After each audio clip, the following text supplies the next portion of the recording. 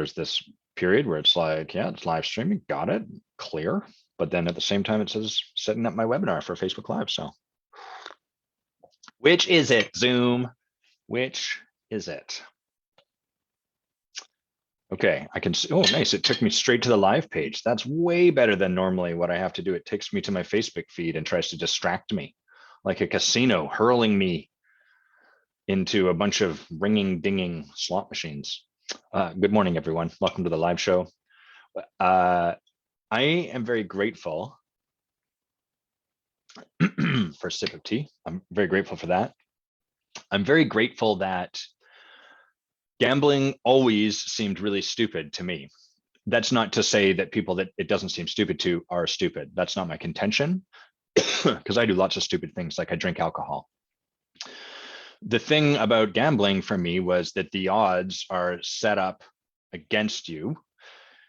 And in my head, I was like, well, no business, like if you could beat this, then these businesses would just go out of business because people would figure out how to beat that, and that would be that.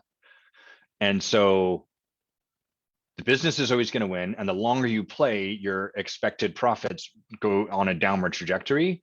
That's dumb. There's no point to that. All right, well, that was that. That was kind of the end of my foray into gambling. So the downside was when I was a kid and we would go, to casinos or something, we didn't do that very much. We'd go on a cruise boat and they'd have like a casino, and it was like one of the many things to just, let's try it out. That was no fun at all.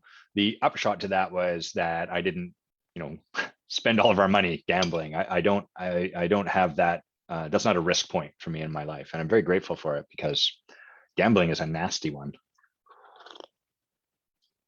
That's good, tasty tea today. I'm going to start us off by lighting this candle. I'm going to share a little bit about what's going on in my life. See that right behind me there? That's a violin. That's something going on in my life. I rented that violin a week ago, and I've been taking lessons and went online to learn, like, how do you do anything with the violin to start? And my background in music, I've got drums. I guess you can't really, there's a drum. Can you see it? Right there. There's a djembe drum. And I've got a bit of a background in piano. I took piano lessons when I was a kid. And then once I started getting into producing electronic music, I took more lessons, primarily jazz lessons, and learned all the scales to try to figure out, like, why does this? My ear tells me this sounds good, but why? What's the science behind that? And so I've got, I can read music. I am musical. I enjoy creating music. The music at the start of this podcast, if that's where you listen to this, is something I produced. But one of the big distinctions I noticed between a piano and a violin is, with a piano, you just do this, and the tone of that particular note, like if I hit middle C, the tone of that note is clear and clean. I don't have to do anything as a pianist to really make that note sound good. I just push it with my thumb and dong, there's the C. None of that's free with the violin. So just drawing the bow across the strings right now sounds very much like someone's doing something awful to my cat. And I'm trying to look at some music and then draw the bow. And then of course I get playing in the wrong spot and it sounds horrible, or my fingers are touching the wrong strings. I'm trying to learn these fingerings, which is, it's hard to, get your hand up so you can hit the right strings and hit these frets and learn the muscle memory of it. So I'm not going to play anything for you this week because I've got a guest. So I don't want to subject them to it. But I believe in the importance of letting people see you learn. And so I want to model that. And so in a couple of weeks, when I next have a solo show, I'll get myself quite embarrassed, and I'll play a really scratchy scale for you. You can kind of hear. And we'll just listen to my progress together. It'll be very short. I'm not going to force anyone to listen for too long. The importance of letting people see you learn is a key fundamental aspect of transformation. And it's one that for much of my life, I really avoided. And the place that we would see that the most would be the way I was as a dancer. As a dancer, I would stay at home. I put on a video or a VHS tape back when I was learning. We had no YouTube or anything like that. I'd get in front of the mirror and then I just practice my technique over and over. And then I go this side, practice here. And then can I get a cool angle? Can Can I wave? All of this sort of stuff. And I would practice, and I'd go out and I'd maybe go to a hip hop show, and then I'd go back home and practice more, because that hip hop show, I just need a little more work. That guy's really good. So I could never let anyone see me in the process of like learning. I couldn't let people see me growing, developing, improving, building, sucking, all of the elements of, hey, Raf, good morning. All of the elements that are required to transform, to grow, to develop. And so I was the world's greatest dancer in a studio where it never mattered. Sort of like if I went into a cave and meditated and had all these beautiful insights, but then never really was able to come out and share them with people, who cares? It's neat to me, but life, existence, being a human isn't really, you get to say what it's about, but collectively, it's a collective thing. It's not really, being a human isn't really a solo endeavor. That's not how we've evolved. That's not what life really is about. So I think that's a fundamental practice in any endeavor that we're taking on, and certainly in the practice of leadership. Leadership is no different from anything else this way, but it's kind of funny because the image we have of a good leader is someone that like never gets it wrong. We're just like, oh, that person was amazing.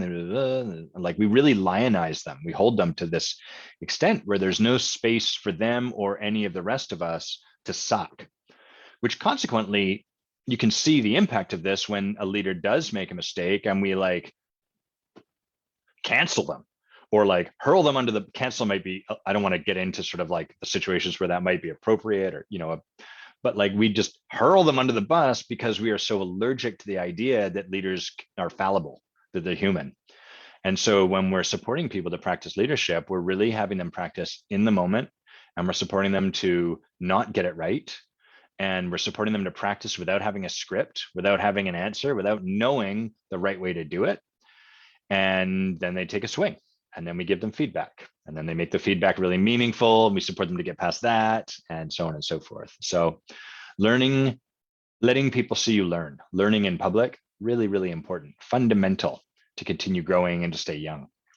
I see 7 people. Raf said hi. Who else? Who else is right there looking with a single eyeball into this live? Let me see your name. Say hi. Give us a greeting. Remember that part about this being collective, not this not being alone. Don't make me do this alone. I'll fill my tea alone, but I want you to tell me who you are so I can say, what is up? After this, I'm, hey, Megan, nice to see you. Mew. Oops. Mew. After I finish this live today with Tom, hey, Morgan, I'll be heading to Costa Rica. So I just came back from Costa Rica. I was there for a couple of weeks with Bay leading the retreat. That's a part of the Forge. And then tomorrow I'll head out again, be preparing for the rest of the day to go and sit in ayahuasca ceremony. So 2 years and a bit of change ago, I'd gone and sat in ceremony for the first time. I just felt called to it. And a friend of mine was like, hey, I'm planning to go here. Do you want to come? And I was like, cool. Costa Rica sounds good. I didn't really know what I was saying yes to. Hey, Mike, good morning. So I said yes, and then found out, oh, what I said yes to is a week-long ceremony that I'll be sitting with my friend Brian. And so while down there, I met someone, and he became a client. And he and this person and I have been working together for, and hello, Jason. Hi, Mike and Jason. I met this client, and he and I have been working together for the last couple of years, since before the pandemic hit. So there's been a lot going on. And I said, hey, if you want, as part of our work together, we can go down and sit in ceremony again. And so there's kind of like a beautiful closing of the circle here with my client, where we'll be going back, sitting in practice, sitting in ceremony together, and spending time with each other. It'll be pretty cool. Which part of Costa Rica are you going to, Morgan? It's a beautiful country. And have you been before? Let me know. Tell me all the details. All right. Other thing is my chest is quite itchy because I had the last, or almost the last, of the work done on this tattoo. I'll let you see. You can see some colors and stuff there. It comes from the shoulder across. So this is all getting filled in now. And boy, has it been unpleasant. The chest is much more painful than I thought. I kind of thought, yeah, like, hit your chest with your fist, you're strong, you're tough, that'd be great. Then I didn't realize how much I enjoy like my wife touching me on my chest, the pleasure that gives me. Yeah, Andrea, good morning. And so I sat down, and the tattooist Dave was like, just so you know, it doesn't look like you have any chest tattoos. This is a pretty painful spot. And I was like, okay, we'll see. And I'm like, fuck, that's horrible. And so I sat for about 2 hours as he did this work, and built up over time. So at first it was kind of fine, and then slowly as time wore on, I was like, I'm starting to get to the point where I can't really take much more. And then he went and did some work sort of over here away from the center place. And he came back, I think just because he had some color to put in right above my nipple, just to buzz it a little bit more. And I wanted to just haul off and hit him in the forehead. He'd done nothing wrong, but oh my goodness, it was brutal. So it's at that point where it's like a big scab and it's all itchy because it's tight, it's healing. And so if you see me slapping my chest, I'm not trying to like charge myself up or anything. I'm trying not to itch something. Morgan, you say you're meeting Melanie in Coco and then to La Fortuna. Oh my goodness. Well, we just came from La Fortuna and it is amazing. So you are in for a treat.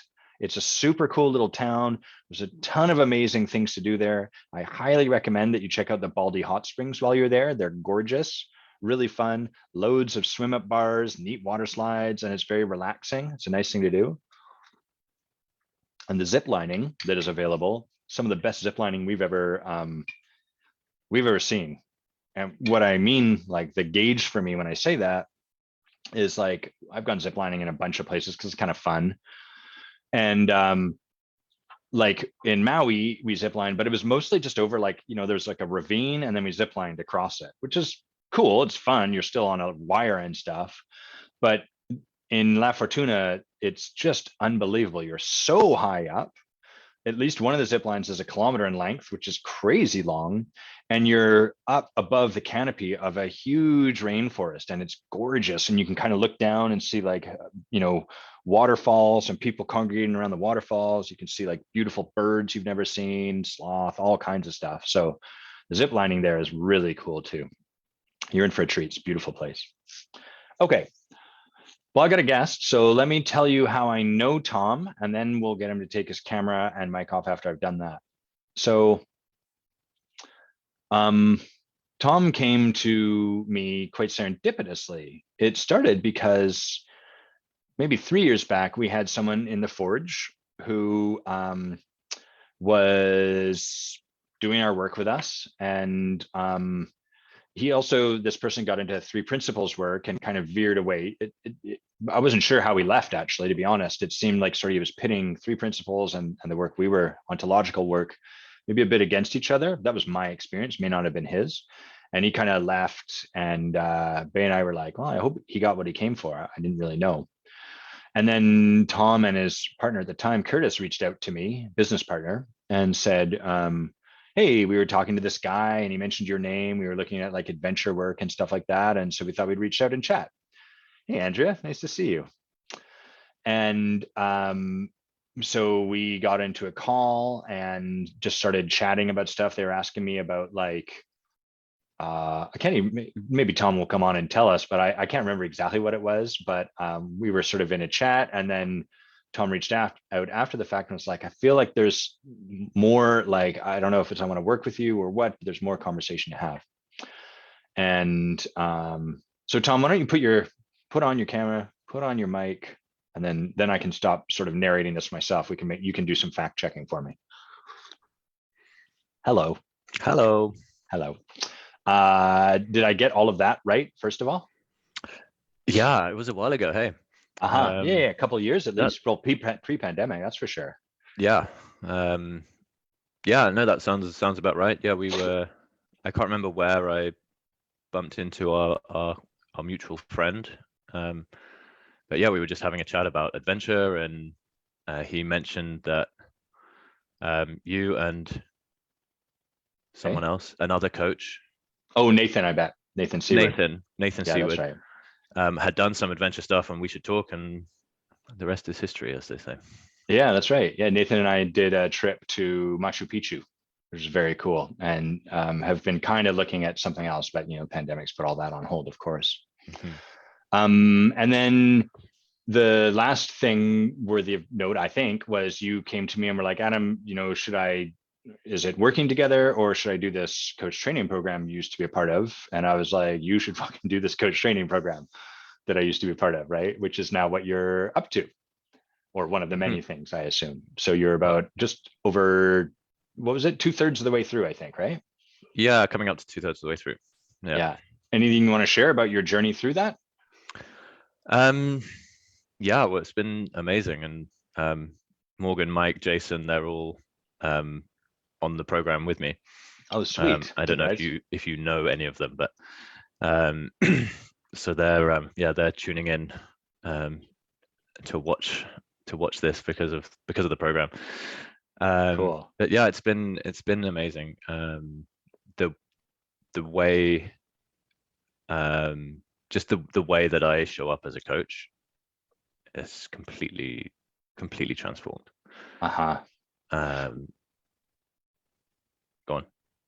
I was going to say, we can't realize the impact of that ahead of time. Like when someone says those words, oh, the way I show up as coach, we try to get there intellectually. Oh yeah, that's a good point. I should smile more, whatever that thing happens to be, because we can't see the stuff we can't see. And further, we can't see that we can't see it. We're not even aware there is something we can't see, other than, again, at an intellectual level. And so as we start to do the work that really does transform the way we show up in the world, the impact is tremendous, unbelievable. Well, I really enjoyed was it a reel or was it just a story that you put out today or yesterday where you said, consider the places that you wouldn't even consider would be a possibility in your life. There's no way I would ever show up that way for my kids or for my partner or for my whatever. Like, consider the ways in which you do show up that way in your life, and that's how you find your blind spots. Yes. Until you're able to consider that, then you're up here. Yeah. There's no transformation available. There's no way I would ever be like this. That's honey to the ego. I don't do that.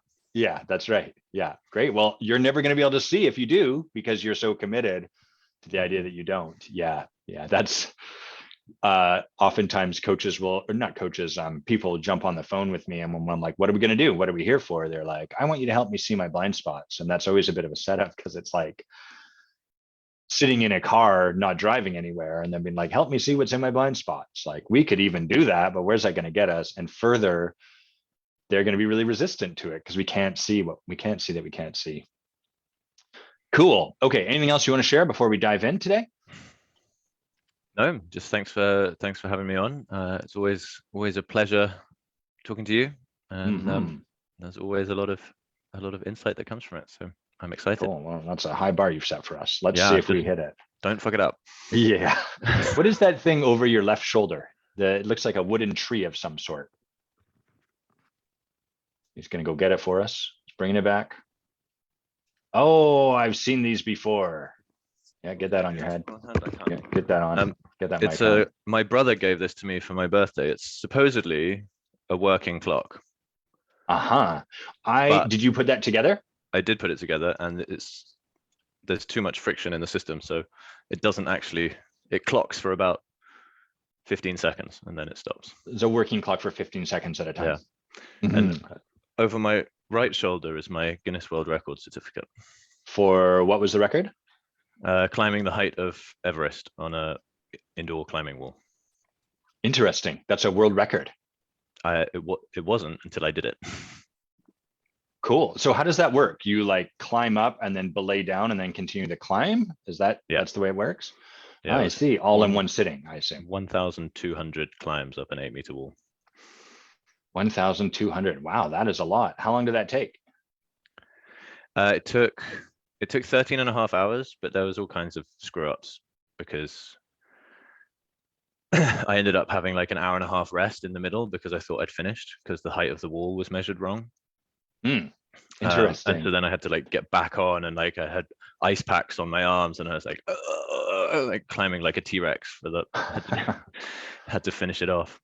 Yeah, because I mean, of course, climbing Everest itself would be far more dangerous, because you have to manage falling boulders of ice and the freezing temperatures, lack of oxygen. But consequent to that, you wouldn't be climbing for such a continuous amount of time. So your joints and arms will get a chance to rest, I'm guessing. Yeah, I mean, I think it's dangerous to compare the two in any way. Yeah, I mean, I think we can both agree what you did was harder. Definitely, 100%, and way more badass. Tom to Everest climbers, you suck. You heard it here. Cool.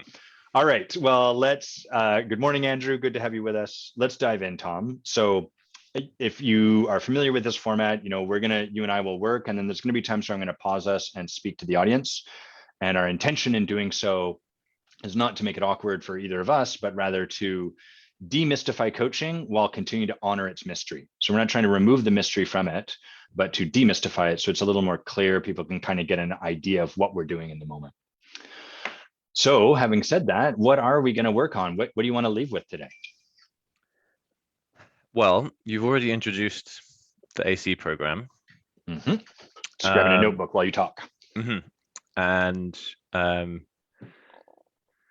the weekend was all about integrity. We just had a weekend of training this last weekend, and it was integrity and accountability weekend. Right. And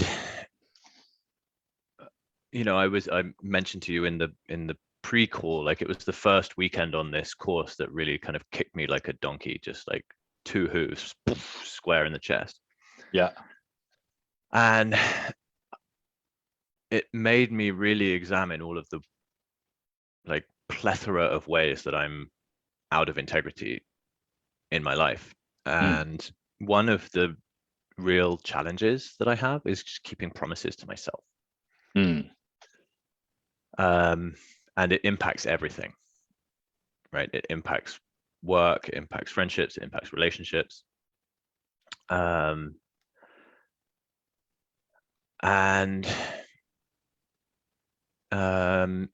It's something that I have renewed my commitment to, is integrity, which is kind of a big, right? I'm going to be in integrity, right? That's right. A fix. So glad I declared that. Now, so nice that this is just happening. Right. And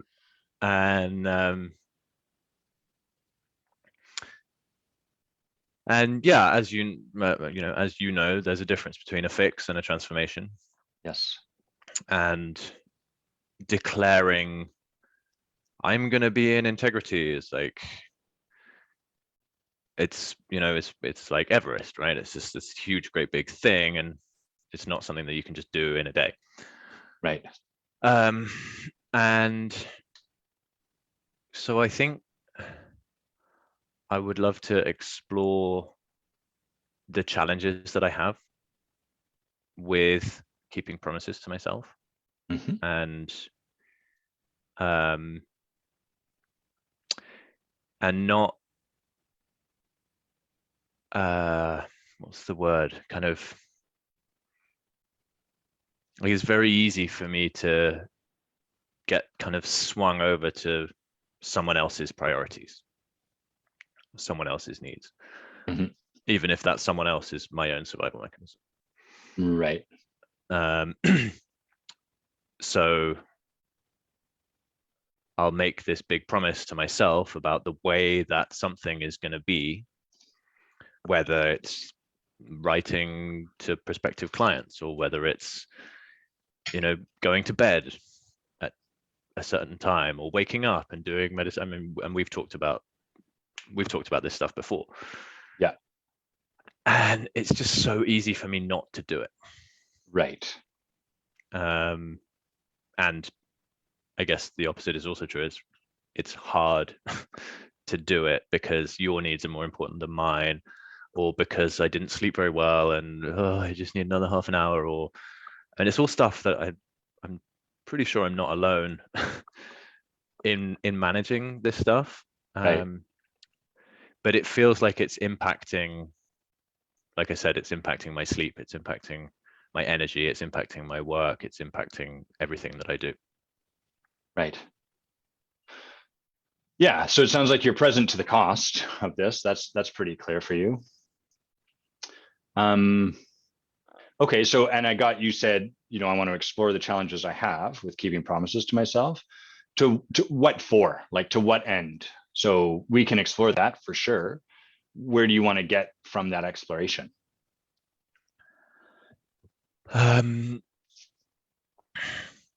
Well, ultimately, I want to be someone who can stand up and put their hand on their heart and say honestly that I live a life of integrity. Hmm. I want to do the work that my business requires to thrive. Right. Right. I want to do the work that my body requires to thrive, that my relationships require to thrive, rather than hiding and kind of being an ostrich about it. Right. And just like, well, tomorrow I'll have the energy to get up at 6 and meditate, or tomorrow I'll have the energy to say that thing that really needs to be said, but right now I don't. Got it. So it sounds like you're wanting to explore these challenges so as to keep your promises to yourself. Mm-hmm. Okay. And why I get this as a conceptual thing, and I got that there's sort of like some cost to it. How would you get to be in the world if you were a man who kept his promises to himself?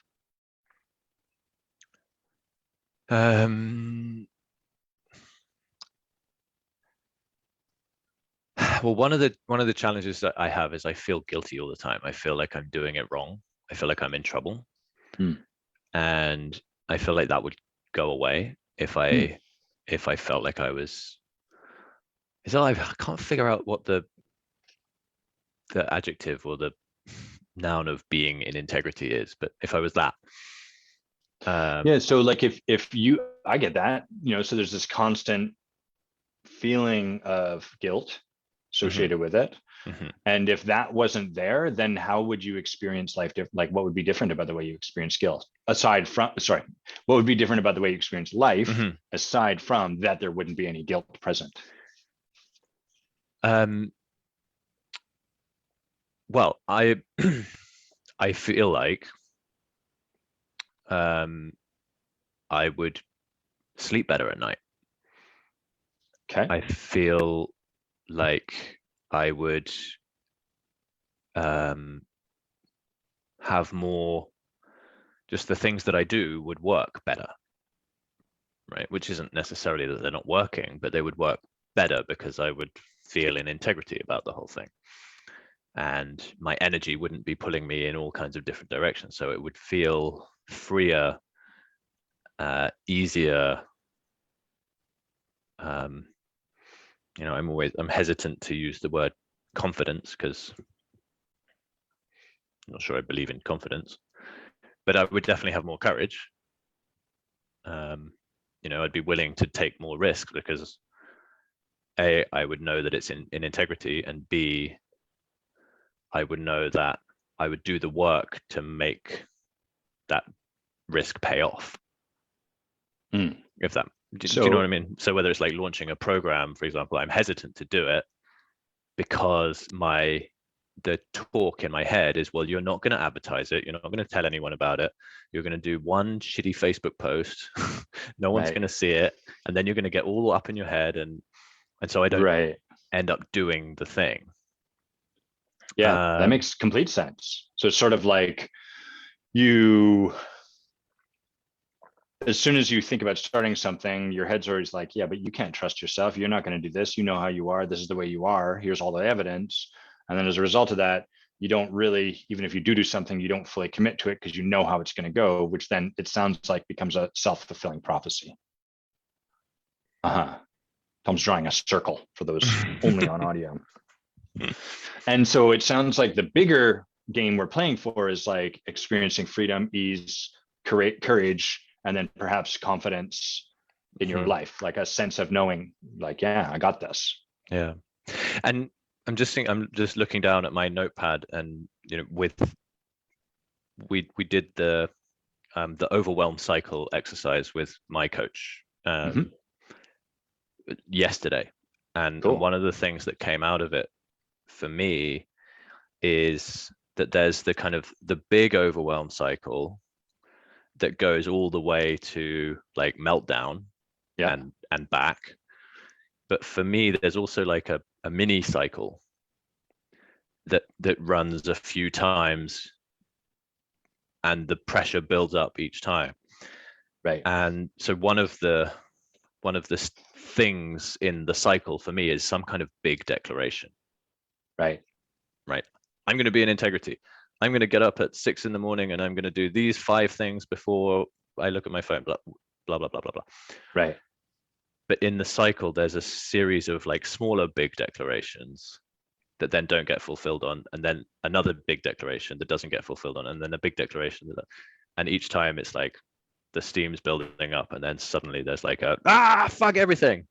Right. Well, I can hear in that there's sort of like a not intentional, but like a proving each time. Mm-hmm. Fuck, see, here's proof that you're not going to do the thing. And then on the flip side of that, it's like, fuck you, proof. I'm going to prove to myself, reactive, until you can only do that so many times before like it just all falls to pieces. And then it's my dog coming in, but now I have a stick to close my door because this has become a little dance we do. And there you go. You're stuck in here, Grimby. All right. I'm adapting. Okay, so that all makes sense. So we're looking at this so as to ultimately create an experience of freedom, ease, courage, maybe trust, maybe confidence, whatever you want to call that. And at the heart of this is, can we take a look at this so I can actually be in the practice of keeping my promises to myself? I got all that? Got it. Great. So for everyone listening or watching, all we're doing at this point is really kind of what we'd call digging down into what Tom's bringing. A lot of coaching either doesn't even ask what someone wants for or wants to create out of the conversation. They're just like, what are we talking about? Well, someone cut me off in traffic. Great, let's talk about that. So that there's not much intention behind those conversations. Or the client brings something, and then rather than drill into it and get curious about what's underneath that, we just dive into solving that problem. And what all of that tends to do is it keeps coaching fairly superficial, or coaching conversations become like playing pool without any pockets in the table, where you hit the balls and they make a big racket and they bounce off all the bumpers. And you're like, yeah, we're doing a thing. But at the end, what's really changed? There's no end point that you're trying to get towards. So that's what we've been exploring here in this conversation so far, is what for explore integrity. Because Tom and I could have a really interesting conversation about how he sucks at life, or where he's not sucky at life, or, all of that stuff. And it wouldn't really lead us to much different. So I get the piece, Tom, about, exploring the challenges you have with integrity, and you want to, practice keeping your promises. Is there a specific place you have for us to take a look as far as, keeping your promises and how that's going? Yeah, I mean, I guess business is the big one. Okay. And it's the example that I mentioned of, I'm very clear, and my clients are very clear on the impact of the work that I do. Mm-hmm. And everybody that I speak to about, my adventure coaching retreats tells me, from wherever they're in, whether they're business people or they're coaches or their friends or whatever, everybody is like, oh my God, this is amazing. No one's doing this. You're going to take over the world. Right. And so I'm really clear about how powerful it is and can be and will be. And yet I consistently don't show up for it, or I show up half-assed. And like I said, I'll have an idea, or I'm going to do a thing. So that, like, for example, I had an idea for an adventure consciousness bootcamp, 2-day thing, low commitment, should be easy to fill. I made a pretty flyer. I spent a whole bunch of time. I planned out the days. I did all the like sit behind the computer work. Yeah. And then I posted the flyer on my Facebook and my LinkedIn and my Instagram, and I got no response.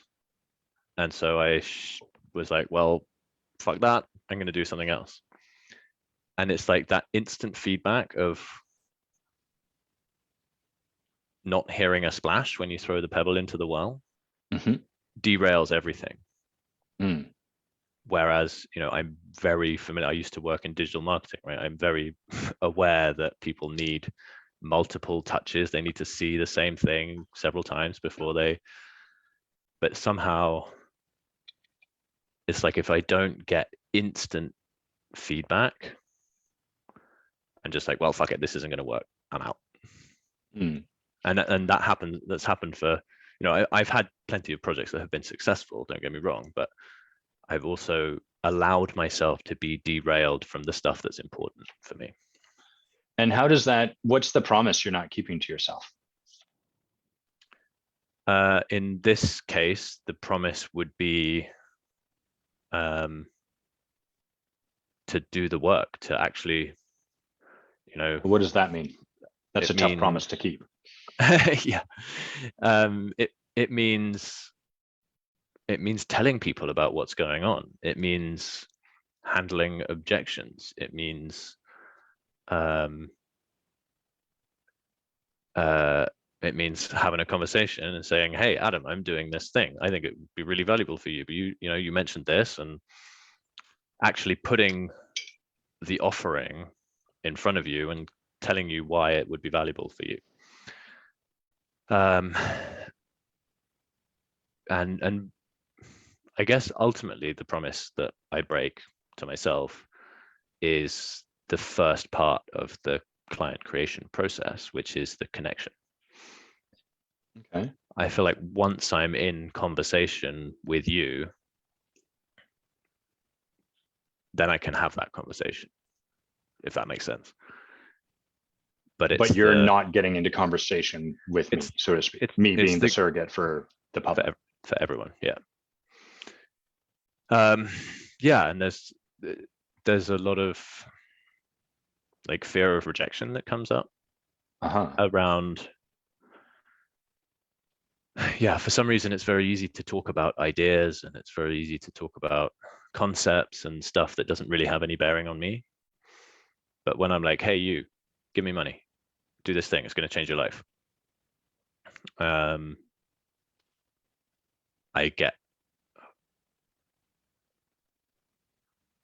It is fear, but it doesn't show up as fear. It shows up as distraction. It shows up as not knowing what to do. It shows up as, oh, should I use this word or should I use that word?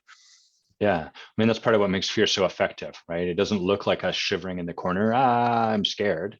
It looks like being distracted. It looks like taking care of really important stuff. It looks like really reasonable demands on our time that just mean we won't have, all of that stuff. So it looks like, oh, the car's broken down. Well, I better take it to the mechanic. Totally. Yeah. Oh, this person needs my support. All of those things is what makes fear so damn effective at stopping us.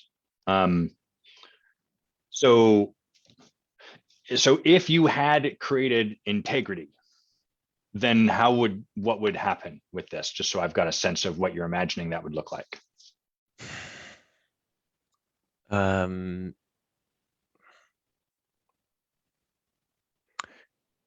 I would be putting myself in front of a lot more people, either through like online groups or networking events or whatever that might look like. But how come? I'm not, you took a few steps and I just want to understand. So you've created integrity. What is it about now you have integrity that now you're just putting yourself in front? Like, walk me through what led to that just suddenly happening from having integrity.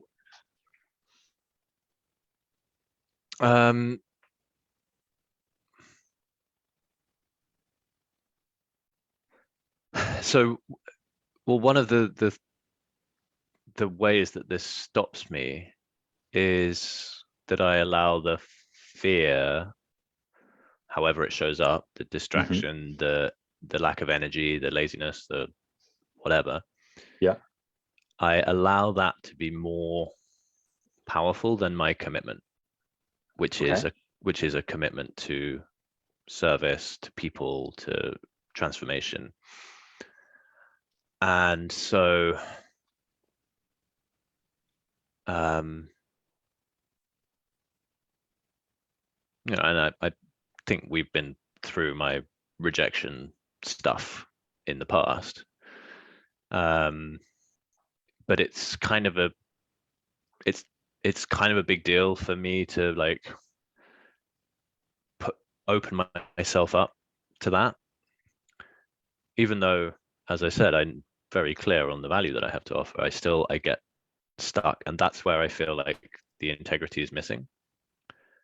So oh, go ahead. I was just going to repeat myself. Good catch. I didn't want to hear it anyhow. I didn't want to hear the first time. So is it that the way you've got it, I'm just trying to make sure I'm hearing it. It sounds kind of like if you had integrity, then fear would not stop you. Yeah, that's probably it. Part of integrity and part of courage is feeling the fear and doing the thing anyway, right? Okay.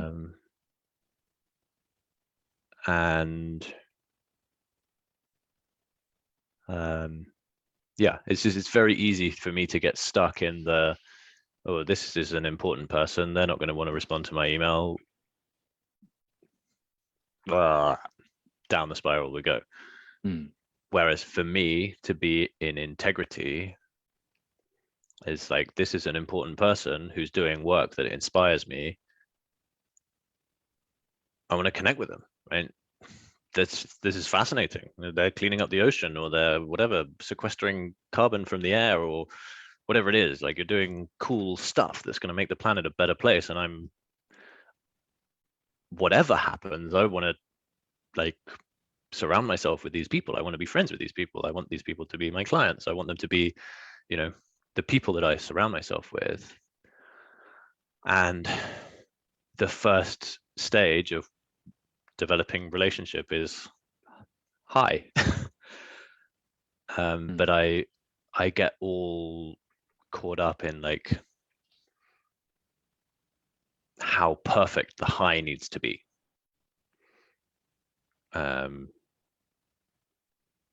Whether through a kind of mass, like a flyer for an event or a ad campaign, or whether it's like a direct, hey, I'm really fascinated by what you're up to. I would love to have a conversation about it. Yeah, I get stuck there. So draw me a picture. Like, let's say you created the breakthrough around integrity. What's your definition of integrity? Just so I'm clear. I quite like when your thoughts, words, and actions are aligned. Okay, great. That's mine too. So when you're clear on what you want to do, and then fear shows up, are you clear that it's fear in those moments? Yeah, I've got pretty clear on that. Okay, great. So it's not like you're oblivious to this and genuinely can't see it. You can kind of see it. So in those moments, your thoughts are like fearful, afraid. What does the application of integrity look like in that moment to you?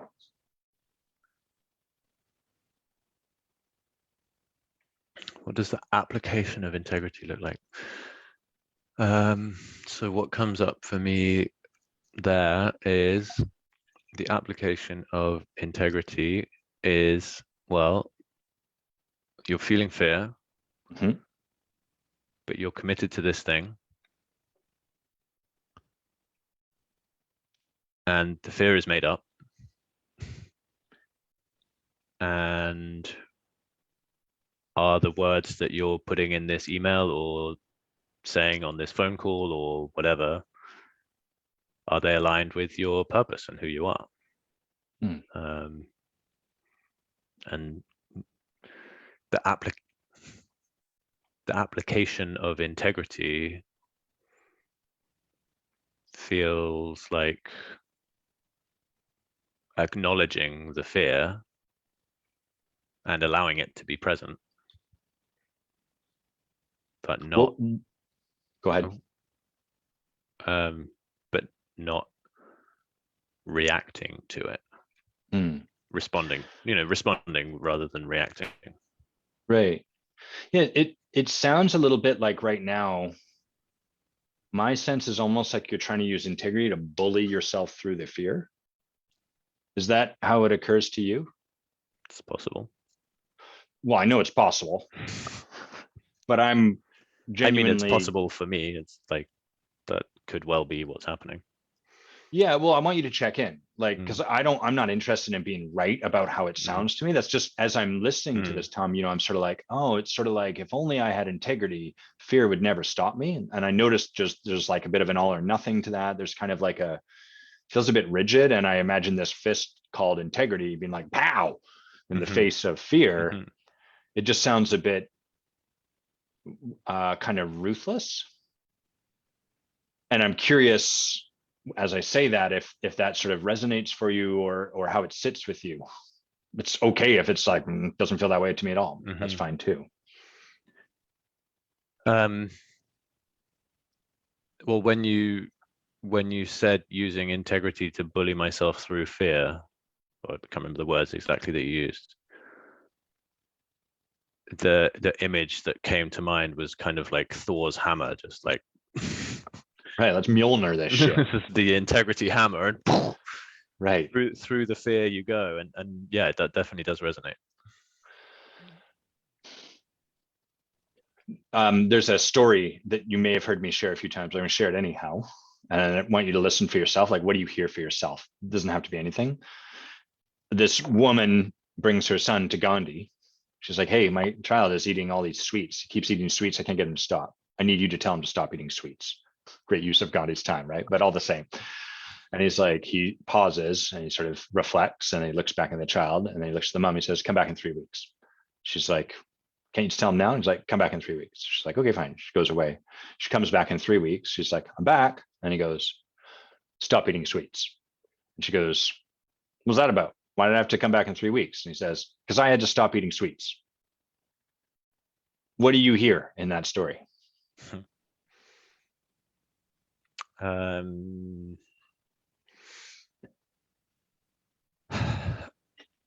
I heard that for Gandhi to tell that little boy to stop eating sweets in that moment would have been out of integrity, that he had his own work to do. Um,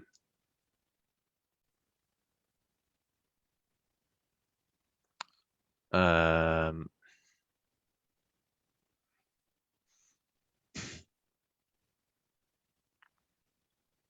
um,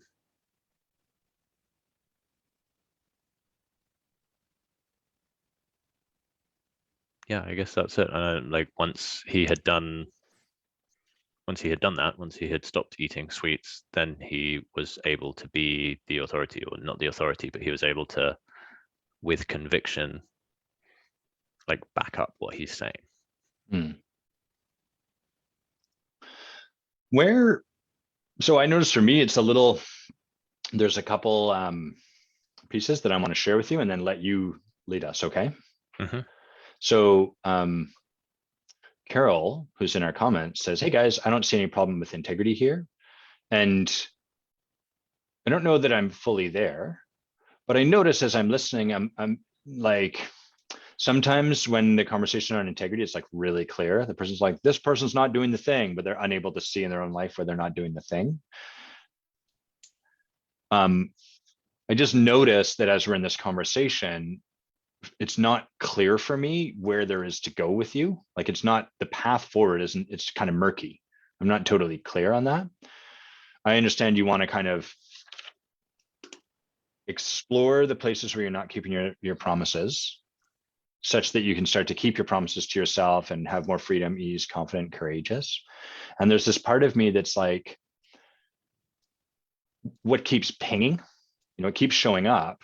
And which is why I'm sharing it. The first time it showed up and I'm like, I don't know that that's the thing. I'm going to set that aside. And then it showed up again. And it's the third time it's shown up. It occurs like there's almost like a bit of a ruthlessness to yourself. And I wonder what it would look like to be in perfect integrity as you are avoiding something from your fear. As opposed to the way I'm hearing you describe it is your fear shows up, you're avoiding something, and you then make yourself do the thing. Did that question make sense? Yeah. So what I heard is, what would it be like to be in integrity while avoiding something from fear? Yeah. And then the question that I heard underneath that is it in integrity, in fact, to force yourself through the fear to do the thing? Or Right. I like my question more because it's open-ended. Yeah. As opposed to yes, no. Mm-hmm. I'm being a little bit facetious, Mm-hmm. but I am really curious. Like, so for you, Tom, there's that thing going on. What would it look like to be in integrity in those moments?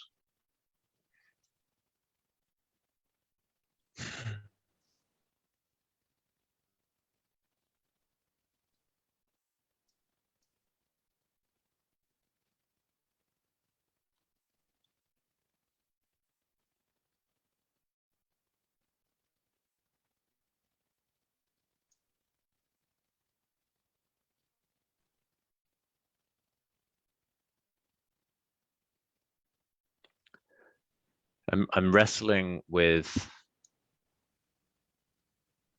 I'm wrestling with feeling like there's like a cop out available in here, which is like, oh, I'm feeling fear, that's okay, back to bed.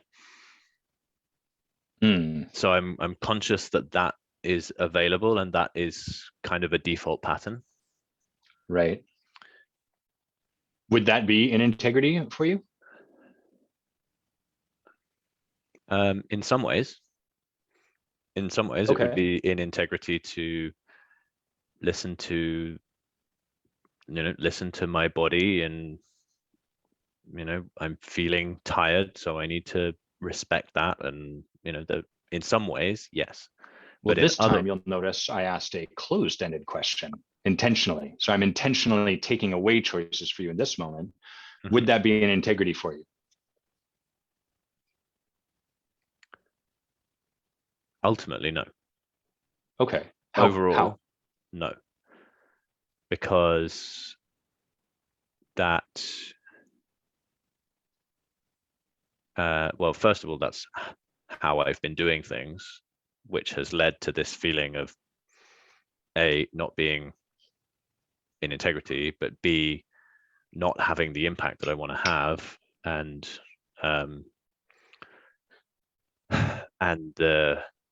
the business that I want to have, and just having a kind of pretty good business. Right. But then secondly, that if we're going back to thoughts, words, and actions being aligned, my thoughts are create big things, have huge impact, be very successful, feel fulfilled, that whole thing. But then my actions are run away. Right. So let me that's not aligned. Let me see if I can. Let me share sort of with a little more altitude what I'm noticing to see if that provides you a bigger picture. I'm going to talk to the audience first. So what I'm noticing, there's a couple of things going on that I want to point to. The first is I don't really know where we're going, but that's okay. I have a sense of where the client wants to get to because we checked that out and we got clear on that before we started. I don't really know how we end up there. It's not super clear. I've got some ideas. I have some thoughts of my own that I'm being careful not to put into the space because I'm in the practice of trusting Tom and myself and the space between us. And so the way that is being expressed, the way I'm manifesting that is I'm sharing with Tom when I don't know where we are or where to go. That's me trusting what's showing up for me instead of like, fuck, I don't know where to go. I've got to do something. That's performing over top of a lack of trust in ourselves, which is not the heart of this work.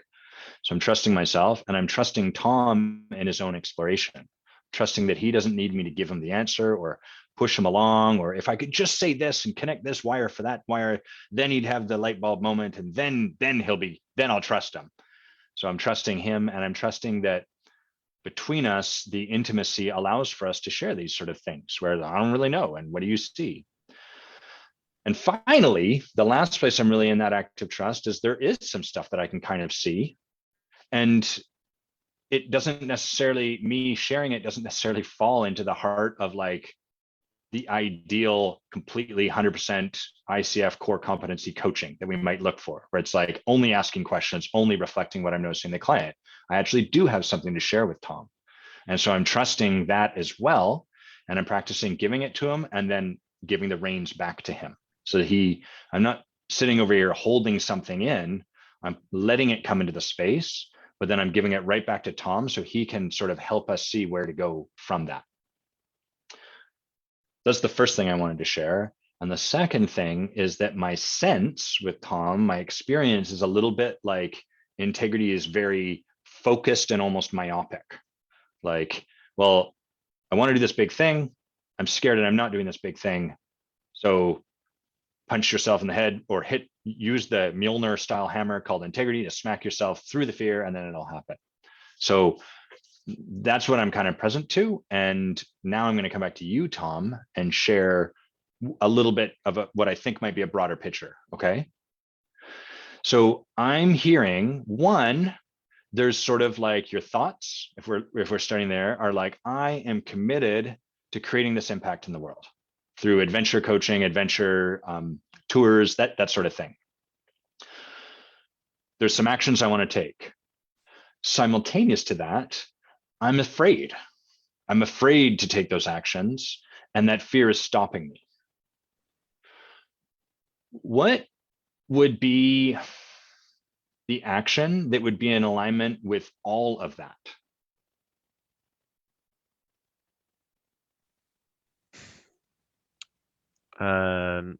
So just to make sure I'm clear, what would be the action that is aligned with being committed to this big impact? Yeah. And feeling the fear. Committed to this big impact, clear on what there is to do, noticing that your fear is stopping you, and being stuck.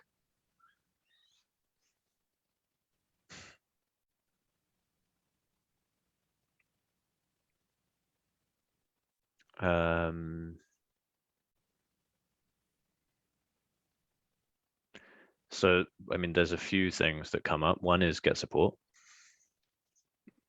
right? And you know, I feel in integrity with that in terms of, you know, I have a coach and I'm doing this program and I have a peer group, and so I'm pretty good on the support front.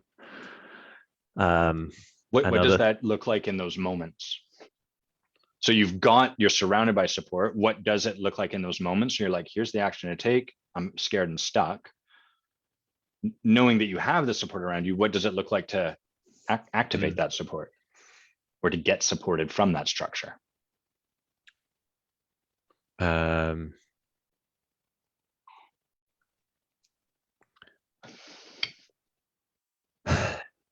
So what's coming up for me is that one of the ways that I get stuck, one of the ways I get afraid is not trusting, not having confidence in something that I've written, whether it's an email or a Facebook post or a whatever. And I've built this story that it's weak, it's out of integrity, it's like a whole bunch of stuff to get support on that, and that it makes me a lesser person to have someone read over an email before I send it out. Or so what do you do by virtue of that thought or belief? Well, the result of that thought is that I spend forever trying to get it perfect, and then I still reach out for help and feel like shit for it. But do you actually get help? Eventually, yeah, but I feel terrible for it. I feel like, oh, why don't you just trust yourself? And I have all this whole story. But what's coming up for me now is that what is actually in integrity is that that's a support system that I require. And there's nothing wrong with asking someone to read over an email. And I have a group of people who, A, would be willing to do that for me, and B, who I do that for on a regular basis. Mm. So what it looks like is putting down the piece of the story which makes me a terrible person for not having it all figured out and not being able to do it myself. Mm. And whatever, that reaching out to you or whoever is in my support network and saying, hey, I'm writing this thing, I'm a little bit scared, like, what do you think? Got it. What, how else so let me check first, because it sounded like by virtue of all of the stories, one of the things that happens is you don't get supported for quite some time. Mhm. Kind of like delays support. Is that right? Yeah. And then I get behind.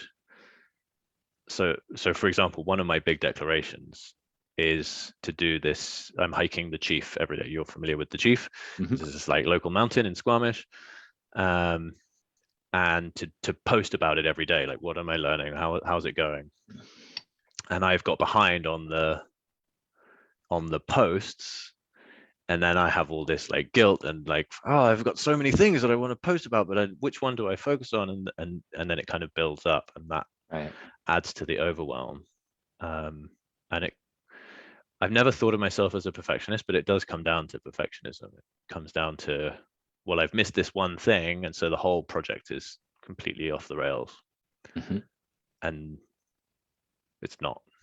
So it's like there's the reaching out for help in the moment, but there's also the, whatever, yesterday and the day before, they've gone. Right. And I still have something to share, right? I still beat my personal record yesterday when I did the hike, and that feels really good, and I want to share that, and I want to celebrate that. So it's reaching out for help in the moment rather than, well, I have my weekly call with my coach, and that's when I get support. Got it. And it's also,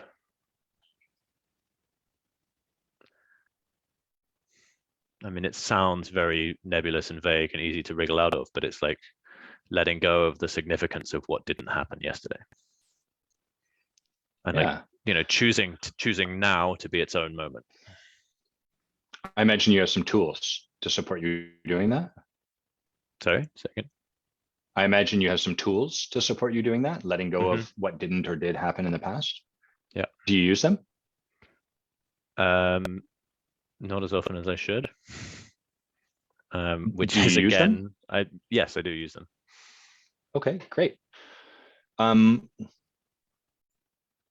is a bit of a leading question or a pointed question, but do you empower structures like consequences or stuff like that for yourself?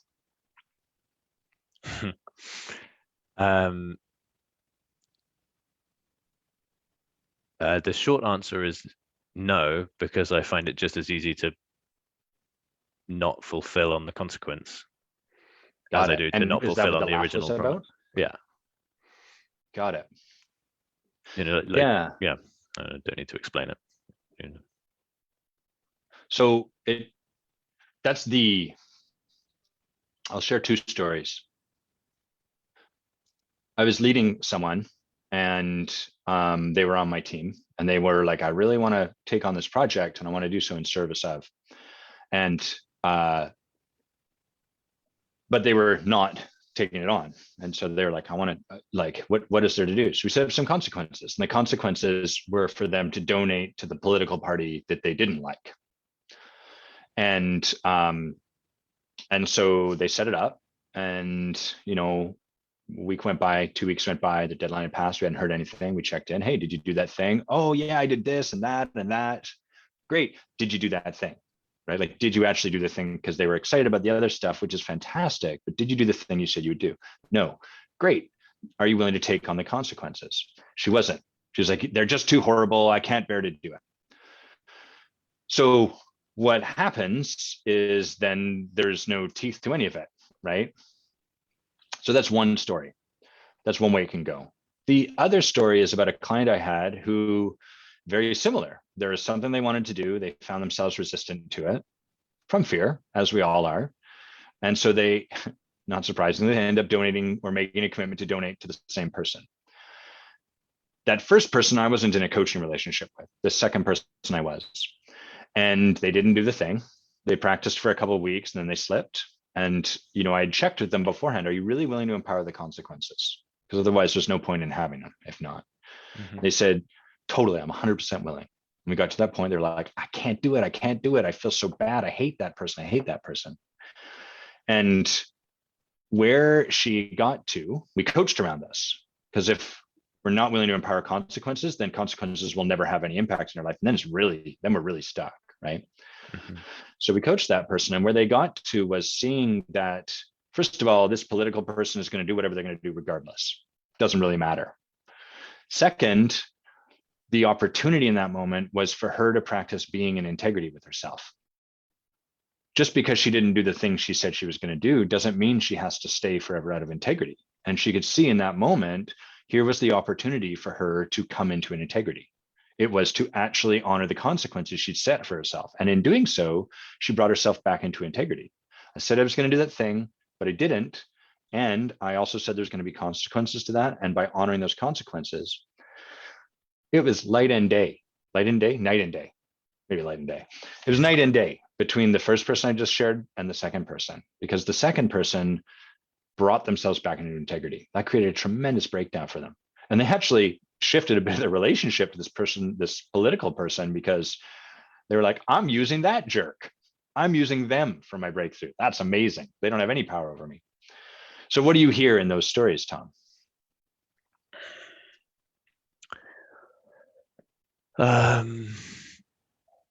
Well, I hear that willingness to empower consequence is an important part of integrity. And on a broader level, you know, I hear that the real world consequence of me not doing my financial tracking is that I don't have money to pay a big bill when it comes in unexpectedly, or I get late fees or whatever it is, right? Because I'm not on top of it.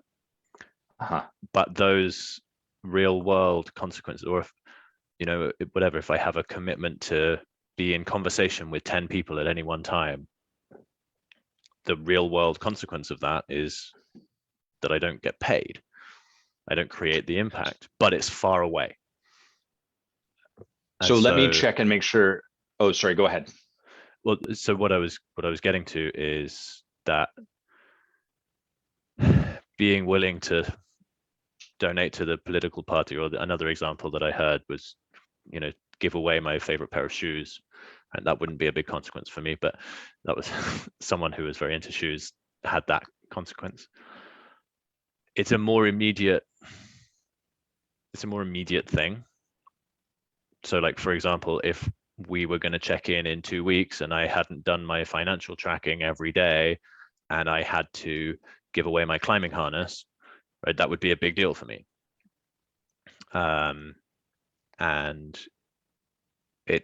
But actually following through on the giving away of the climbing harness, not that anyone would want my raggy old climbing harness, but that is, as you said, coming back into integrity. And avoiding the giving away of the harness is also coming back into integrity. It's the building the habit of having that structure.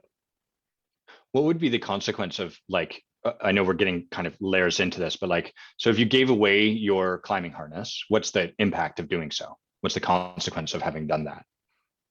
Well, either I don't get to go climbing or I have to buy a new harness. Got it. So you don't get to go climbing, or you have to spend how much money? $200. Okay. And if I heard you right, it sounds like finances are a place already where it's kind of like a bit wobbly for you. Is that right?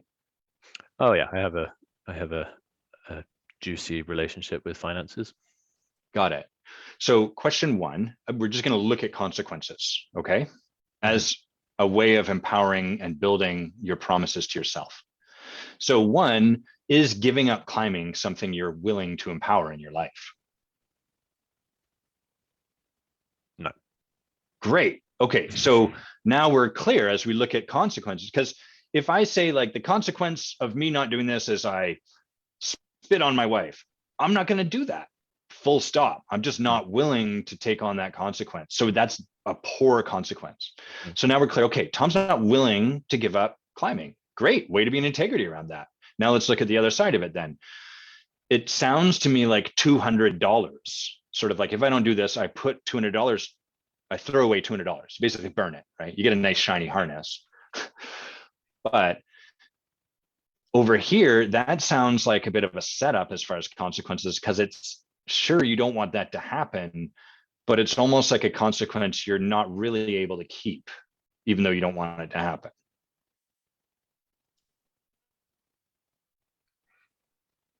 Do you know if you can afford to throw away $200? I could spend $200 on a harness. Okay, got it.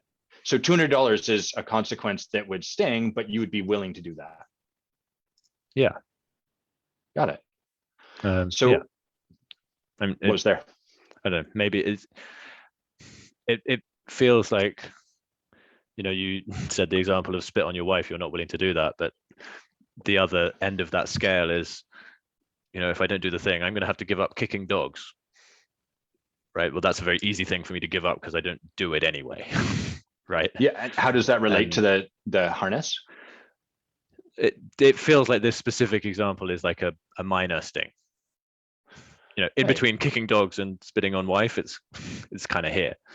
Yeah. Would it suck? It would suck for sure. Great. So I find when people work with consequences, there's a couple things that get in their way.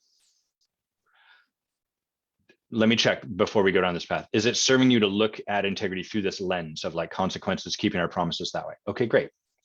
Yeah. So when people look to consequences, there's a couple things that get in the way. The first is, well, I don't honor them, so there's no point anyhow, which is kind of like, do you want to learn, someone being like, I really want to learn an instrument. You're like, great, let's help you do that. Well, I don't practice, so there's no point. Okay, but then it's kind of like, do you want this or not, right? We have to find some place. So that's the first step. Like, are you willing to find a consequence that you would actually be willing to pay and it wouldn't feel great, but it wouldn't destroy you, right? Like it wouldn't wreck your life and throw you into financial turmoil or, whatever the thing happened to be, make you a social pariah, et cetera. The second thing is that people tend to go really extreme on consequences. So they're like, well, definitely I'm not willing to have this happen, but they're also not willing to empower it if they don't honor their word. At which point it's the same. If I don't make 5 phone calls to my parents over the course of this next week, I'm going to murder someone. I'm definitely not willing to have that happen. Yeah, but you're not willing to follow through with it either. And so what that does is a setup for integrity, right? Already our actions are kind of out of alignment with our words and our thoughts before we've even started. Yeah, because it's a promise that you have no intention of keeping either way. Yeah, exactly. Beautifully seen. So, hey, Mia. Dave James, by the way, says, great to see you, Tom. Enjoy your conversation with Adam. We'll check and see if that's happening. So what if we were just to look through this lens, like an opportunity to practice building integrity and building your ability to keep a promise to yourself might be like, say you're going to do something and empower it with a thing like that. What would be a consequence that would suck? It's not something you want. It would sting and you'd much rather it didn't happen, but you would be willing to empower that if you don't do what you are committed to taking on.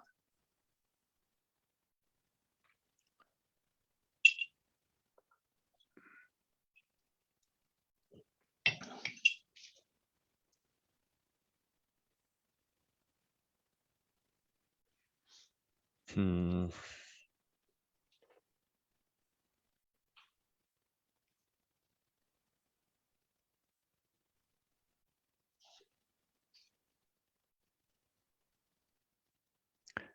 not sure. I'm very good at getting stuck on this kind of question. Cool. So I'm guessing this isn't a place you have a lot of practice with. Okay. What was the first thought that came to mind? Like when you think of that, I'm guessing there was something that showed up. I mean, the political party donation thing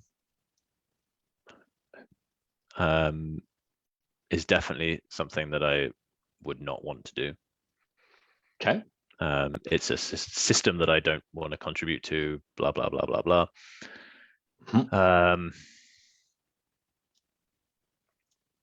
So, I mean, that would be something that I would definitely not want to do. Great. Yeah. And the thing, we're kind of, I love where you're looking. I really think you're doing great work here, Tom. The thing I just want to make sure we don't step off of is like the $200 climbing harness one. If you really think about it, the consequence is kind of like, if I don't do this, I get to treat myself to a new climbing harness. Yeah, exactly. So we want to be, we're always looking like, okay, hold on, that's a bit of a setup too. Which I need anyway. Right. So not our best work. Mm-hmm. Okay. So what would be an amount of money to donate that would like, arrest you? $10, that's nothing, right? I'm sure you could, I don't know about you, but I throw that away, not literally, but like on anything. Figuratively, I'm wasting that money all the time on coffee in a week. So what would be an amount of money that you could donate that would have some punch to it?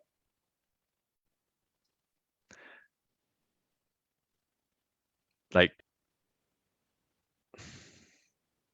$100 would hurt, not because of the money, but because of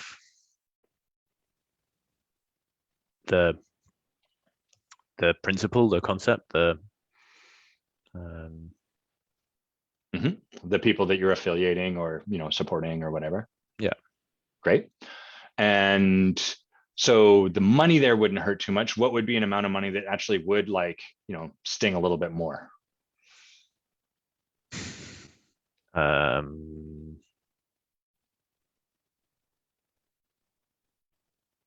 Like 500 would be a pretty big sting.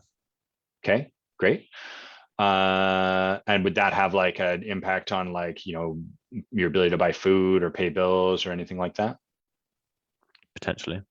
Okay, so what would be a number somewhere in between those two, where it's sort of like, I'm not going to be able to do fun stuff, I'm not going to be able to, it's going to have an impact, but it's not like, I don't even know where I'm going to get food now. I've really put myself in it.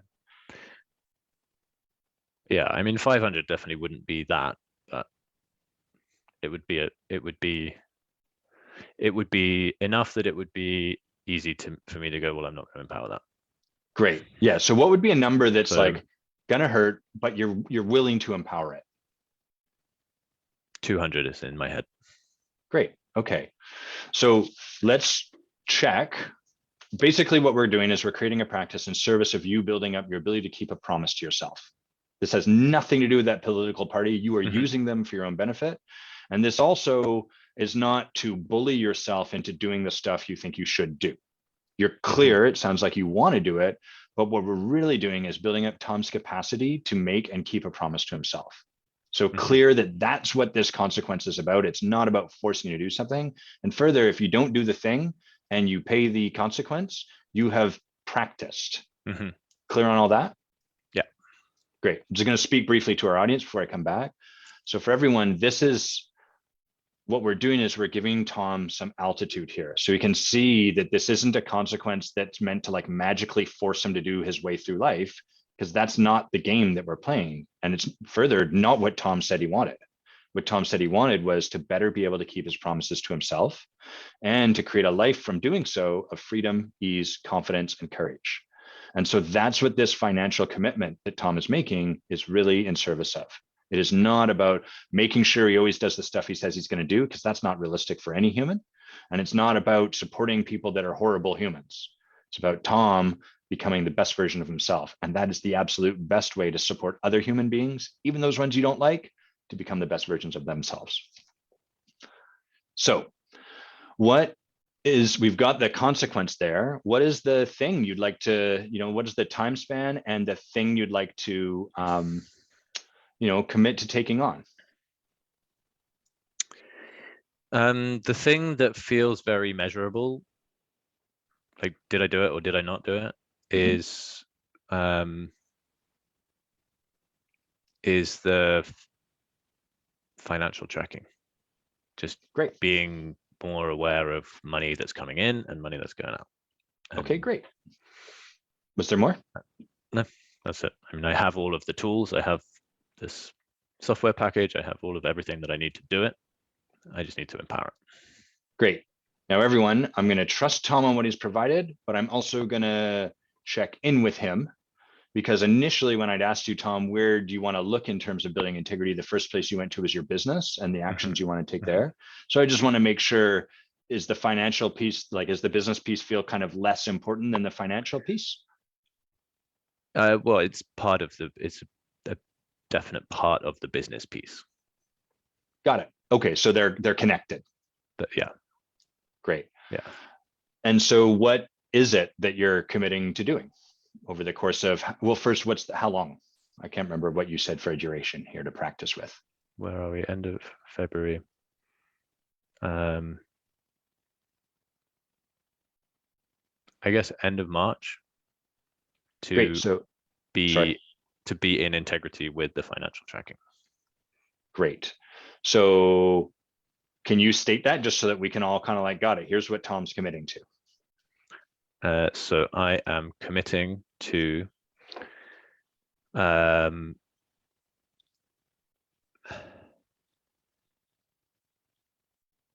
committing to making 15 minutes in my schedule every day to put in my expenditure and my income, and so that by the end of March, I have a very clear picture of what's happening in my financial world. So is it morning, afternoon, night? Morning. Okay. So every morning, and does that include weekends or just weekdays? Just weekdays. Great. So every weekday morning between now and March 31st, 30 days have September, April, June, and November, 31st, your commitment is that you are going to sit down and spend 15 minutes putting in expenditures and other stuff. Yeah. And if what you have to input requires more time, does it count that you've kind of made your commitment if you just do 50 minutes and then stop, or what's the? Well, 15 minutes is a lot longer than it's going to take to put in, like, what's required for this system is putting in the transactions that go through. And if it takes me 15 minutes to do that in a day, I've either spent way too much money or I've earned a hell of a lot of money. Great. Okay, so we're winning if the latter.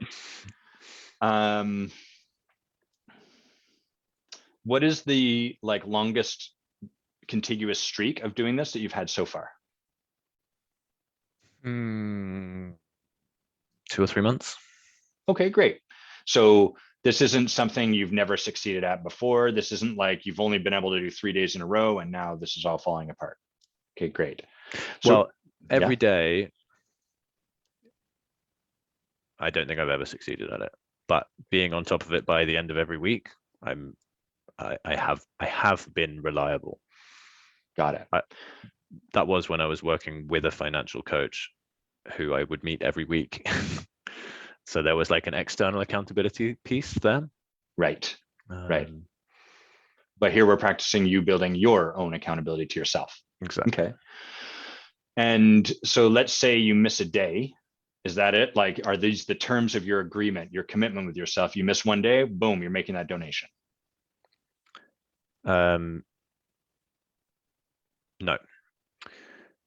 The terms of the agreement are that so the software that I used, you do an end of month summary. Mm-hmm.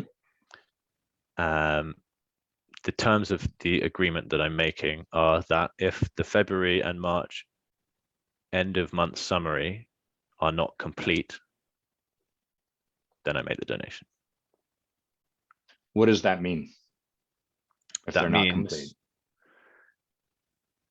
That means that if it's the 31st and I haven't done it, I need to take as long as it takes to get it done. Okay, so the commitment I hear you're making is that you could not do this at all until the 27th and then input everything. And you could not do this at all until the 30th of March and then put it all, and you would still meet the terms of what you're committing to for yourself? That doesn't feel good.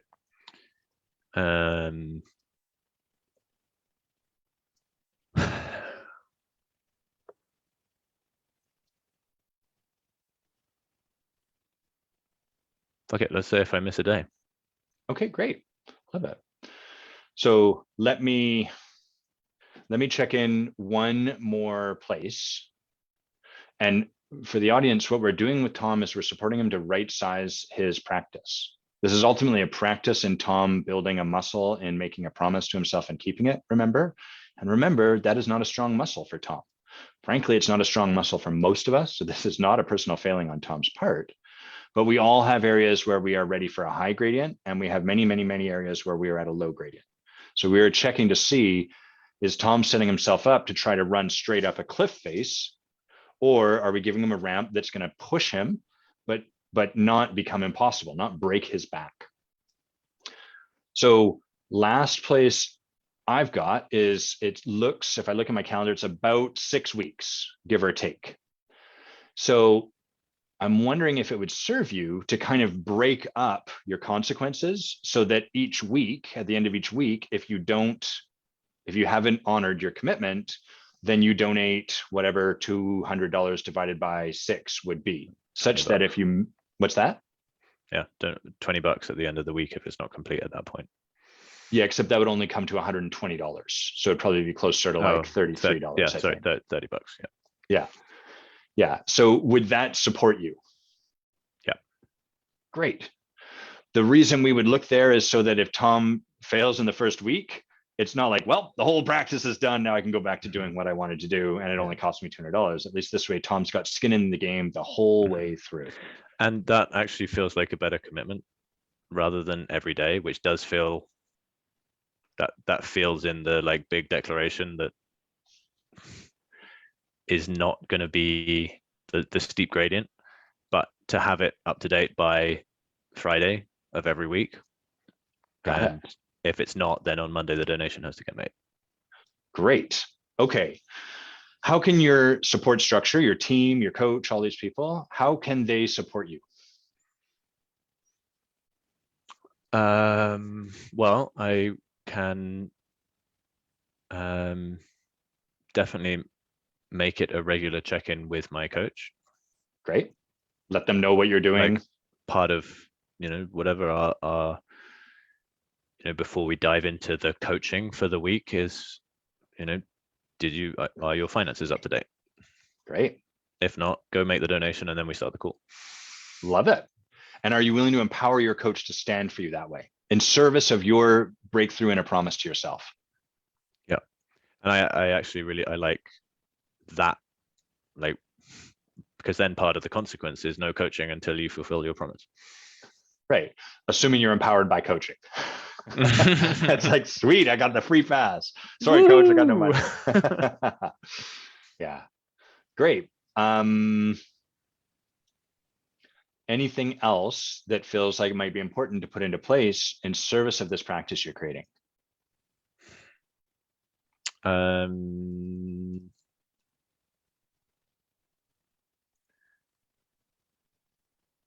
Someone who wants to do it with me. Love it. So bringing a partner on board to play with you. Yeah. Great. The other thing I see, so one, what could you do to create that?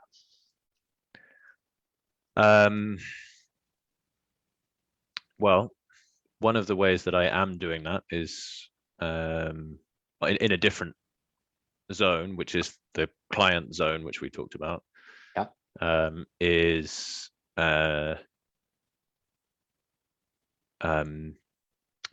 you're familiar with Rich Litvin's 90-day money game. Mm-hmm. I'm going to run that concept for my AC cohort. Cool. So we're going to, whoever wants to join, and I think everyone that's listening, Morgan and Mike and Jason, I think they're all on board. Great. And so that will be like my accountability there.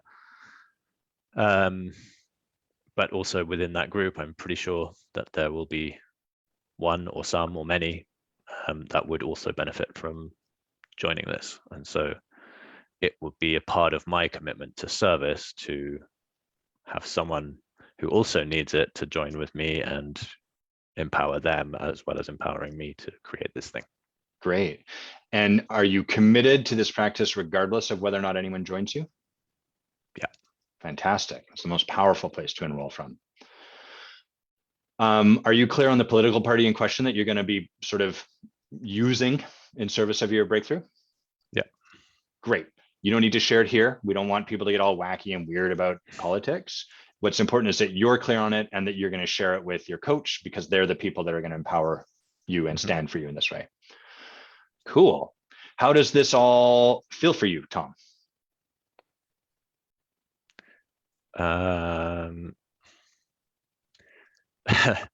Honestly, I feel that kind of like giggly scared. Nice. That like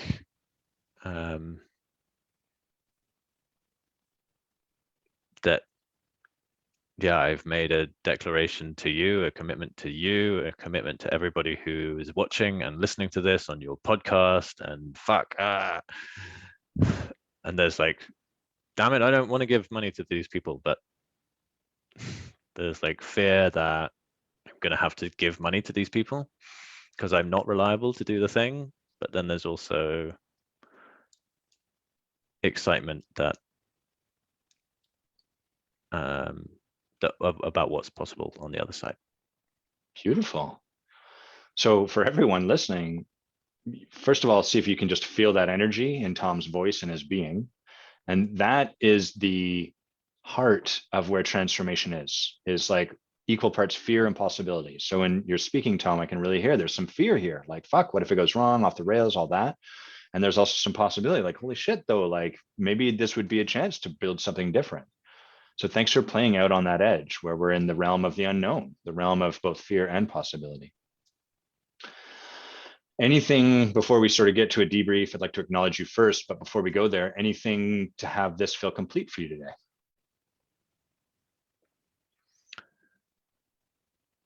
No, I don't think so. I think it's, one of the places that I fall down when being coached, or when looking for transformation or resolution to something. And I think where a lot of people fall down is wanting some kind of magic pill, right? Wanting like, oh, Adam, you've been coaching for like years, fix the problem. And people come to me being like, oh, fix this problem, right? But it's a practice. Life is a practice. And yes. And it's so easy to forget that and choose the fear. And so while this one thing doesn't complete the integrity picture, it's choosing integrity. And that's my commitment for the month, is choosing integrity. Beautiful. Rather than being in integrity. Yeah, nice work. Thanks for like acknowledging all of that too. Like, fuck, but Adam, this doesn't magically solve it. I'm not suddenly all, in an integrity. And as you put it, you kind of described it like climbing Everest. And I like to even think of it as a mountain with no top. There is no summit to integrity, nor to any of this stuff that we're practicing. To letting go of my resistance. That's never going to be done. You can always have resistance. Plenty of false summits. Yeah, exactly. And so given that fact, yeah, it's a practice, a day-to-day practice, building that muscle, lifting a weight. And I honor you, Tom, for being willing to practice instead of just getting there. Because what I'm present to is you approaching this from a different place than where we started. That's my experience of you, at least, which is with a little more grace and a little more like step by step, as opposed to like, if I had the thing, it would all be good and then I would be solved. And if I can just get integrity, then I won't stop at all. And I honor you for being in the humility and the patience that requires, especially because there's a lot of people I know are going to come to you as time goes on, looking for that same thing. And for them to get the gift of a coach who's walked through this excruciating, at times slow path and done that work himself, you're going to be able to hold such a beautiful space for them and let them not need that quick fix thing, but instead invite them into naturally practicing what's there moment by moment. So really, really beautiful work today. Thanks for bringing like a really great coaching request and for being open throughout the conversation for whatever there was for us to go. Thank you, Sam. So we'll wind down the formal coaching then and kind of shift into a debrief. So anyone watching, if you have Tom and I will talk a little bit about what we noticed, what we saw happen. I'll share some of the stuff I was present to, but if you have any questions, observations you'd like to share, anything like that, please put them in the comments. We love that as well. So Tom, you first, anything you were surprised by or noticed, or, oh, that happened, like anything at all that you want to share? I don't think I was surprised by anything. One of the fears that I have when I go into any coaching session is, I don't know what I want. Yeah. My coach is going to think I'm an idiot because I don't have something specific that I want to work on, and I don't know what the result is, and I don't know how to measure it. And yeah, me too. Right? That's being a human. And that's the art of great coaching, right? Is getting that request from someone who maybe doesn't know what it is. Yeah. And yeah, I'm present to, I've spent 45 minutes of an hour just getting a request and just getting that client to the place where they know what they're asking for. Like, what is the impact of that in their life? Yeah, right.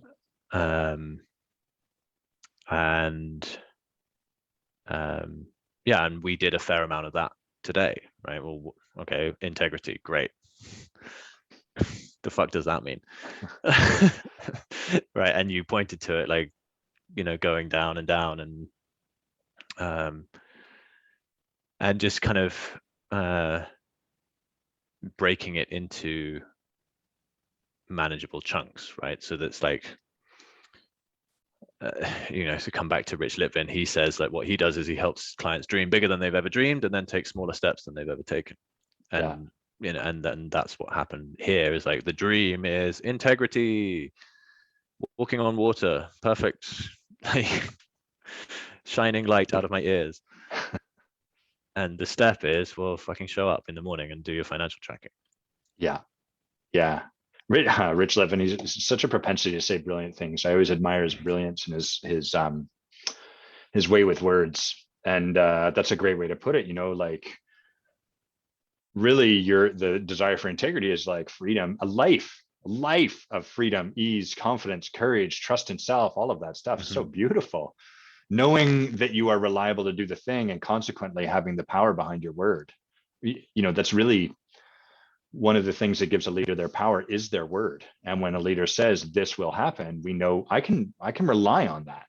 It doesn't mean that the leader automatically is going to make it happen, but it means if I rely upon their word and they don't make it happen, I also know I can rely on the leader to make me whole again, to clean up any mess, any impact that creates. And that makes a leader really trustable, and it has us get behind them and align with them because we're just really clear on it. And then, to get down to that really small step, if you were to come halfway into this conversation, you might be like, whatever, they're just like, setting up accountability for this guy to do something for 6 weeks, and someone for which that's not their edge is going to be like, what a dumb conversation. But it's not, right? That's a step in service of this really great, beautiful vision you have. Well, and yeah, to your point earlier, it would have been very easy to just go to that right at the beginning. Yes. Right. Okay. Well, integrity. Well, what are you not doing? Okay. Well, what's the consequence? So you're going to empower that. Right. But that would have been like advice. That would have been like you telling me what to do. That would have been like not trusting the client, and also without that exploration of like what is actually there, what's underneath, what's the reason, what's this in service of, what's on the other side, what's the cost, blah, blah, blah, like that whole conversation. Yeah. Well, why would I I know I need to do my financial tracking, right? I've known I need to do it for years. Yeah. Well, and you would, even if you did take on that action, you would be taking on that action because you should. Yeah. And doing something because we should is never in integrity, because like, it doesn't mean it can't be aligned up with something that is an integrity for us, but our heart and our desires and our values and all of that is never a function of how we should be, feel, or do. So there's always that problem. Whereas by exploring what for, take on all of this, and you really got to like, so as to keep my promises. Great. Now we've got some skin in the game. Now there's a reason to take this on beyond just because I should, because I'm supposed to be good with my finances. Yeah. Such an uninspiring reason to do something. No one likes to get shit on. No, not at all. No, not one bit. Yeah. One of the things I was present to in this conversation is I think it's a beautiful example of like ontology and facilitative coaching blending together. So where we started was quite ontological, like what for do any of this? What is the way you want to be in the world? What is the experience of your life that you want? Those are very ontological questions. Many coaches early on would go, to your point, Tom, straight to like, okay, great, there's stuff you want to do, let's make you do it. So they'd miss in all of that, deeper picture, deeper quality of being that you're aiming to create in yourself. And then halfway through, we kind of shifted to like, okay, got it. We got to get Tom to actually take some action, because otherwise this is just going to be one more neat, inspiring, interesting conversation he has with some awareness. And he's never really going to have to confront his resistance, which is what all of that structure is in service of allowing you to walk through. And so the coaches that are like, I just help the person do what they say they want to do, they're going to miss that beautiful ontological layer. And the coaches that are like, I only ever coach being, they're going to miss that opportunity to bring their clients' feet onto the ground and have them take the steps forward in their life where things will really start to change. Yeah, totally. There's a pithy saying that I like about this, which is insight without action is just a good feeling. Yes. Yeah. It's merely interesting. And it's even worse than that, because insight without action over time becomes toxic. We see, oh, this is the possibility, but here's where I'm stuck. And that gap stays there. And over time it festers. It becomes a tool to beat yourself with. Exactly. I should be here. Another tool. Yeah, another. Yeah. There's a real scarcity of tools to hit ourselves in the head with. No, there is not. No, you're wrong there. Mia says, I have many. Yeah, I can borrow some of yours if I want. Yeah, totally. Anytime. Mia says she loves the distinction of practicing being in versus coming from integrity that you described, as opposed to arriving at integrity, like, ta-da, I'm here, and being done. Yeah, now I'm in integrity. This is so great. Sorry, go ahead. Me Jesus. Yeah, that's right. Yeah. Cool. What should people know about you, Tom? Like, where are you up to? Where do they find more about you? What should people know about me? Well, they can find out more about me at altitudeevolution.com.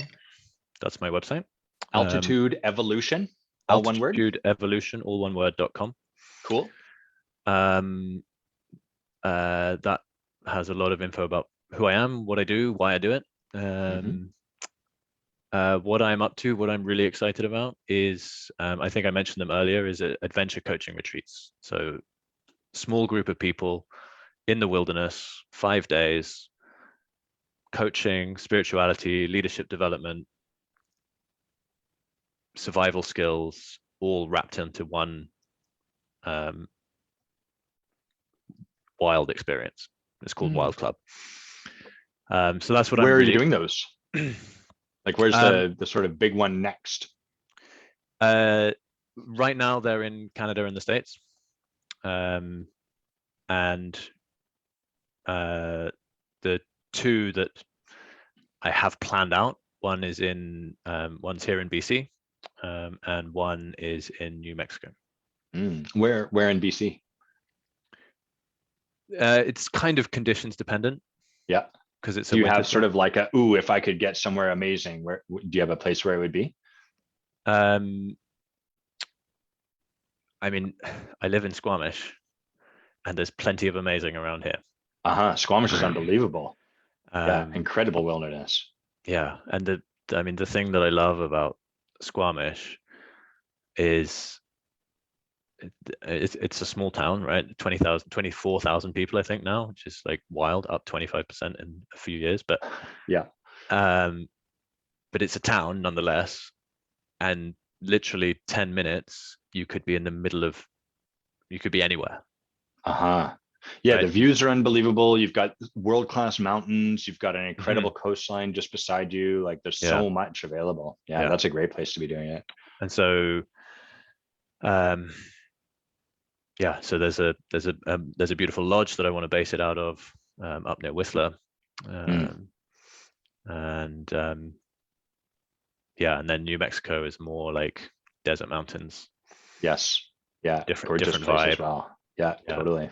and yeah, and what I'm excited about is like, particularly about this, is like an adventure trip often is like, we're going to climb this mountain, or we're going to do this thing, you're going to learn to ice climb or kayak or whatever, Yeah, and it's like you have to be X number of physically fits before yeah, you can join, whereas that's not what this is about. It's like, okay, well, who's here, what's the skill level, and design something bespoke around them, so it's kind of access to the wild and adventure for people who aren't, you know, climbing El Cap, uh-huh. or skiing double black diamonds, or whatever it might be. Yes. um, and it's more on a focus on the internal adventure. Right? I call it the journey home to yourself. Beautiful. I love that too, because that's the heart of transformational work. You know, people are often like, yeah, but what about the skill level of this person? I don't want to be Mm-hmm. with a bunch of rank amateurs. And in transformational work, in work that is primarily educational, informational, or skill based, all of that is a really valid concern. But in transformational work, the people that are rookies, or the people that are experts, or whoever it is, you have like I don't want to be around those people. They're your greatest teachers, and they're going to call forward all of your resistance that is then going to be the exact place for your breakthrough to take place. We have Yeah, to let it come up to set it yeah, down. And so you exactly. want to surround yourself with those people. Yeah, and yeah, to your point, like you're the CEO or whatever, the some kind of manager or whatever, you're a leader in your company, Yeah. and you have someone who's floundering. Well, how do you relate to them? Yes. Right? Yeah. And how you relate to them in that wilderness aspect is going to be exactly the same as how you relate to them in the office. And maybe there's a beautiful opportunity for learning and growth, Yeah, or maybe you're on the other side and and you're vice like, versa. I'm the dummy and this person's the expert. I'm so intimidated. And it's like, oh, now I can see how that might be showing up when I'm talking to this person trying to Exactly. support them. No wonder they cower. And me Hmm. yelling at them doesn't, yeah, beautiful. Okay, so if people want to learn more about that, altitudeevolution.com, is that right? Altitudeevolution.com. Super cool. Or just shoot Uh, me a message through Facebook. Like, I mean, message you through I'm Facebook. I'm That's a good way tagged in to this. connect. That's easy, seeing as we're on Facebook. Yeah. Cool. For me, people can connect with me on Facebook, all the social medias. You can send me an email, adam@adamquiney.com. You can check out my website there. And I think what I'll plug for anyone not listening to it is the podcast. So all of these conversations go up onto Get Lit. So if you're more of like if you found your way to this video and are like, oh, it's great, but I just don't have time to sit in front of a screen, you don't have to. We put all these conversations up on that podcast. And weekly, usually every Monday. It's sort of a 20-minute podcast where I take some part of leadership. Let's call it leadership pop culture wisdom. Like, to be a leader, you need to be a servant, or something like that.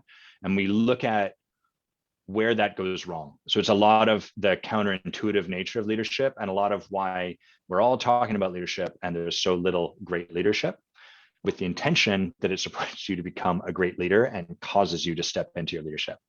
So check that out. That's available on Spotify, iTunes, all of the places. Get Lit. Okay, we're going to wind down there. So big thanks to everyone that showed up. Big thanks to you, Tom. Big thanks to Morgan, Mike, Jason, Mia. Who else do we have? Dave, Carol, Andrew, Andrea, anyone else? Andrea. Thanks all of you. Megan, thanks all of you for coming and hanging out. I hope you guys have an amazing weekend. We love you. Bye-bye for now. I got to figure out how to end this gracefully now. I think I clicked, stop live stream. That's